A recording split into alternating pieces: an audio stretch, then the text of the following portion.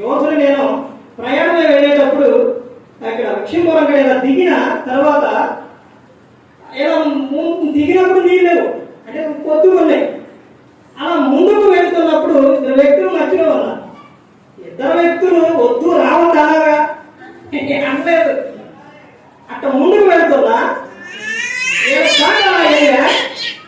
అట్ట దాటి అమ్మగానే అటు ఇక్కడి నుంచి అంత దూరం బాగోలు ఇంటి అంత దూరం ఒక వ్యక్తి వద్దు రావద్దు రావద్దు రావద్దు ఇంకెక్కడ మధ్యలోకి వచ్చేసా.